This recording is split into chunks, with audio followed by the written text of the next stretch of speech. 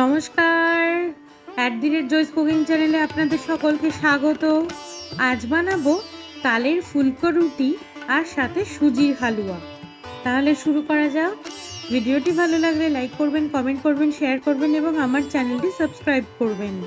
তার জন্য সবার প্রথমে একটি মাটির কড়াইয়ে কাজু বাদাম রোস্ট করে আধ ভাঙা করে নিয়েছি আর পরিমাণ মতো সুজি দিয়ে বেশ কিছুক্ষণ রোস্ট করে নামিয়ে নিয়েছি।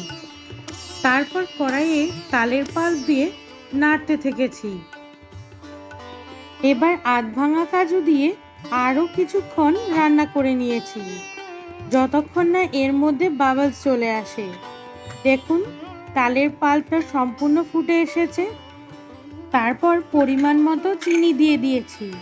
চিনিটা সম্পূর্ণ গলে গেলে রোস্টেড সুজি দিয়ে ভালো করে মিশিয়ে নিয়েছি।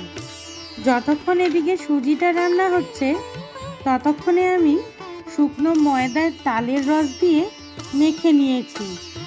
তারপর ছোট ছোট বল বানিয়ে নিয়েছি, ঠিক যেমন করে আমরা রুটির ডো বানাই তেমনভাবেই।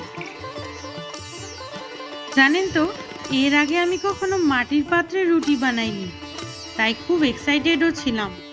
আপনারা বানিয়েছেন? আমাকে কমেন্টে অবশ্যই জানাবেন। যাই হোক, এদিকে আমার সুজির হালুয়াও তৈরি হয়ে গিয়েছে। তারপর ওই পাত্রেই আমি রুটি বানিয়ে নিয়েছি। দেখুন কি সুন্দর ফুলেছে।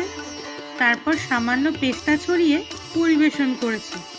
ফুলকো তালের রুটির সাথে সুজির এই রকম হালুয়া, কম্বিনেশনটা কেমন লাগছে আমাকে অবশ্যই জানাবেন কিন্তু।